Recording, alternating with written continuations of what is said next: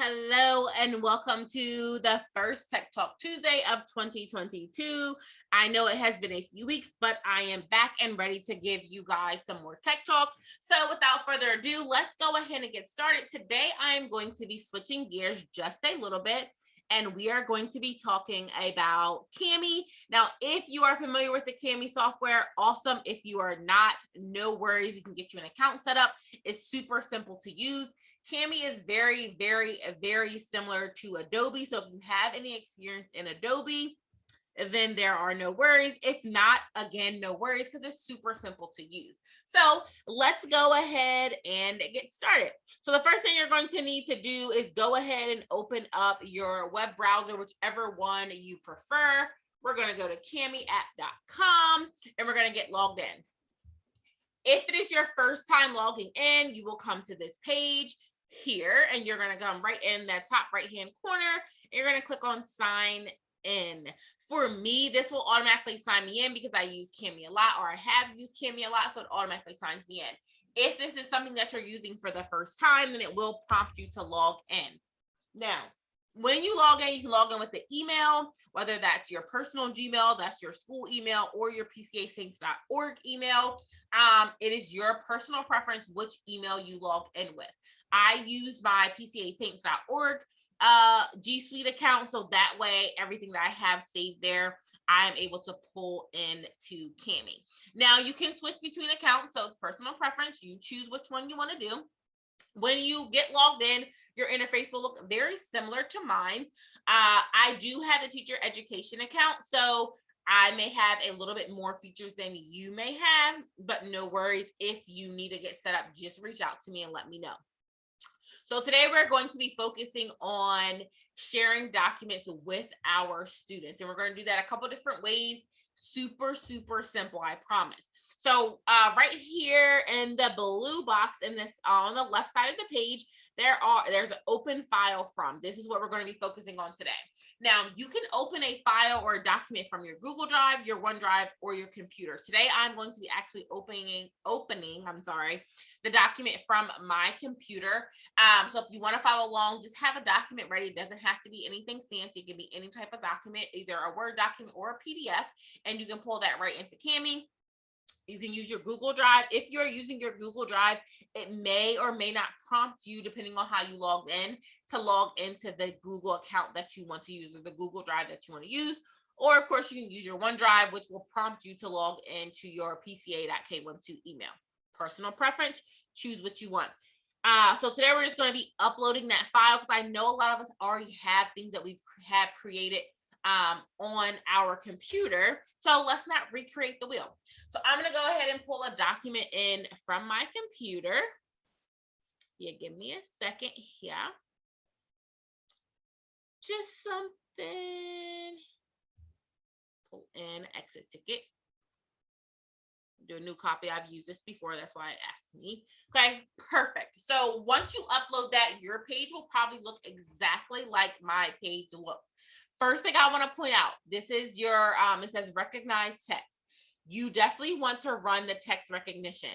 That when you use the text recognition, there are a couple extra features over here in this black toolbar that you are able to use. If you don't, sometimes you're not able to use all of them like you may want to. So I always say yes, it just takes a quick moment. It's going to ask you to re-upload this to your Google Drive or OneDrive. I'll go ahead and re-upload this to my Google Drive. It is something that I used previously. So upload it to my Google Drive. Boom, I'm done. That's it. Pull the document from your computer, let it upload, let it do its thing, and then you're ready to go ahead and send this out. Now it is personal preference where you want it, whether you want to add anything to this before you share it with your students. Now, if you are going to add anything, you want to do this before you share it with your students. So this is just an exit ticket right from our Eureka. Super simple, straight to the point. You can change the title of this. So let's say you pulled it in and it was a Word document. It might be Word 001. You can actually go ahead and change the name in here. I'm going to leave mine as, I'm going to take off the PDF portion and leave this as 3.4 exit ticket. Boom, done. If you want to add any other specific directions, you can do that, whether you want to use it as a text box. So go ahead and type in yada, yada, yada. or you can put it in as a comment and actually record your voice telling the students what to do. Personal preference, you could do either or none at all. If you wanted to highlight or highlight any part of the text for the questions, you want to do that before as well. So again, personal preference, not anything that you have to do or you must do. So you're going to pull your document in, you're going to change the name if you need to, and then we're ready to go ahead and share it out. Super simple, huh? So you're going to come right here in your blue toolbar. You're going to come all the way over and you're going to go to share document. Okay. So again, super simple, straight to the point. So right at the top, you're going to see the link. You do not want to copy this link right away. You want to make sure that you have all your permissions set before you send this to your students. Let me go over these permissions super quick. So there's restricted, which means that they are only able to access this if they have the link. You have my domain, which means that only people or students or others who have the same domain as you. So if you're using pcasaints.org, they'll only be able to access this if they have a pcasaints.org account. If you're using your personal Gmail, they're only able to access this using a personal Gmail account. And then they have a couple different options here, which I'll talk about in the next one. The one I like to use the most is anyone with the link. So it kind of depends. I would recommend using anyone with the link, just depending on what computer or how your students are logged in or how you're sharing it with someone else. So anyone with the link. And then I have three options here. I have viewer. Viewer means that they are only able to look at this document. Duh, we all know what viewer means. So I would use this for something as far as maybe notes that you just have the kids looking at, or if it's a short passage that you want everyone to be able to follow along with, or if it's some simple science instructions or a little social studies reading, anything like that, that you only want the students to look at. They're able to have access to that right from their computer. There's editor. Editor means that everyone is going to be on this document. Everyone is going to be on the same exact document. Now, if that's something that your students are only reading, not really a big issue. If it's something that you want everyone to be on and be able to actively work on at the same time, which means all of your students on the same exact page, go for it. I use this in my PD and I use it as kind of like a warm up. And I put the link in our chat and I had everyone on the same document. They were finding words in this word search. It was great. Okay. So that's if you want to do something like that. And then you have create individual copy. Now the create individual copy is something that we will use, or you will use more often than the other two, in my opinion. All this means is that once your students click on this link, it's going to force them to make their own copy. So that way they're able to take their own notes, they're able to complete the worksheet on their own, yada, yada, yada, so forth and so forth.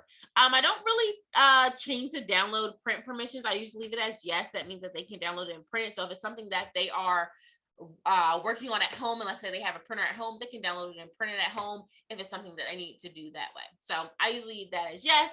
And that is that. Go back here, anyone with this. Perfect. All right. Once you have that, you're going to go ahead and copy that link. So next is, how do you get this to your students? There are a couple different ways, or I'm going to talk about two different ways. I'm trying to keep this short, sweet, and to the point, something simple, something familiar that we all use. So we have Schoology, of course, and we have Clever. So let's start with Schoology. So if your Schoology page is not super fancy like this, that is okay. You don't have to have a whole bunch of folders. You can actually just go ahead and put that link in. So what you'll do is you'll go to add materials and you're going to go to add assignment. Okay. You can add this as an assignment. Go ahead and title it. I think this was 3.14 exit ticket. Let me write it out. Okay. Come down here. If you want to write some directions, please follow all the directions. Yada, yada, yada. Show all your work. Turn it in when you're finished. Okay. And then you can put this link in 3 different ways. So I can go ahead and paste the link right into the description box. There is a link tool at the top, and I can paste it inside of there, and you can give it a title.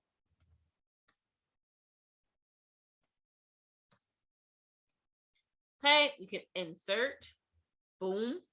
And what I like to do is I'll keep it separate just so that way we can see. And then you can also put the link in down here. And of course, it looks like a little link. Keep it super simple for us.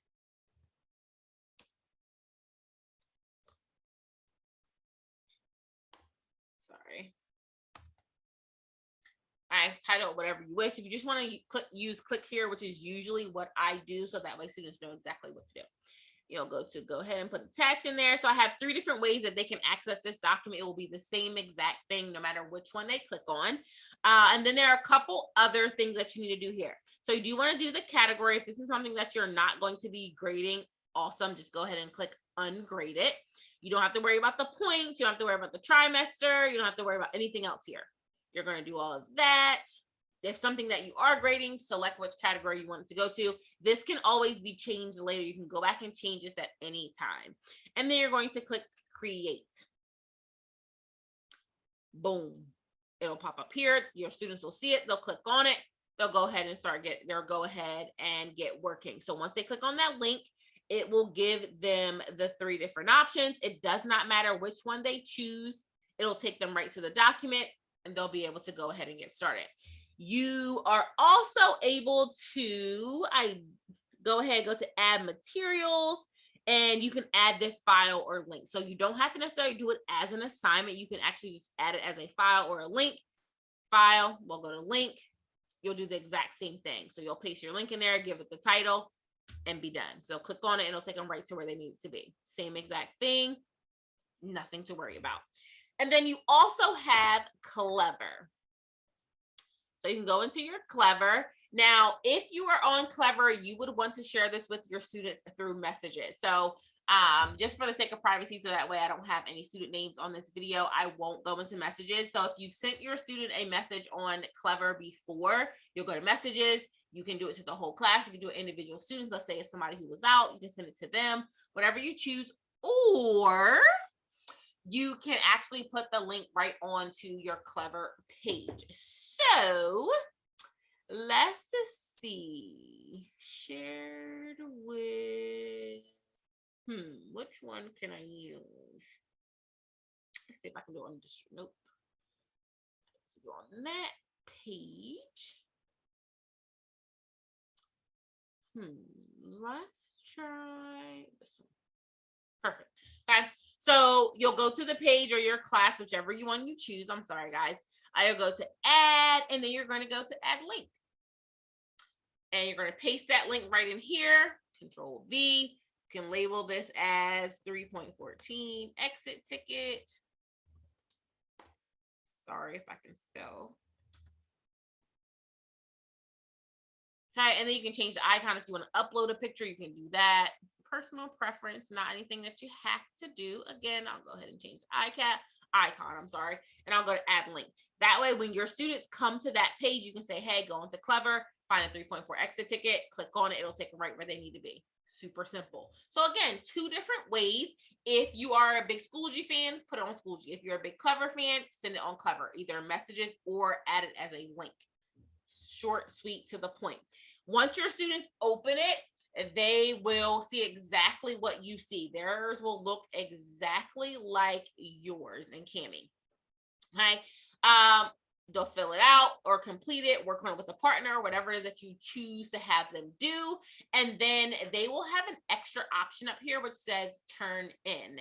So in this blue toolbar, I don't have it because I am the teacher. So of course I wouldn't have a turn in button. However, your students will have a turn in button, which just means wherever they got that document from, it'll prompt them to turn it back in. So I have used this with Schoology. The students get the document from Schoology. They turn it back into me. I'm able to see all of their work. Boom.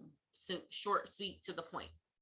So again, Cami is just an extra piece of let's say technology that we can use in our classroom. It doesn't need, I don't want anyone to feel like they have to do anything extra or recreate the wheel. Use documents that you already have and share them with your students. So instead of making those 25 copies, go ahead and post it on Schoology. Go ahead and post it to Clever. Have your students follow along. You're still able to have them turn it in so you can make sure they were following along. They're still able to save it on their computers to look at it for future references. So really personal preference, not anything that you have to do. So I hope that this video was super beneficial. I hope it is something that you will find a way to use inside of your classroom. Again, do not hesitate to reach out to me and let me know if you guys have any questions, comments, concerns. I am here to help and support in any way that I can. If you do end up using this and you want me to come by and check it out, shoot me a text or shoot me an email. I am more than happy to come by and see how you're using this in your classroom. Other than that, that is the Tech Talk Tuesday, and you guys have a fantastic day.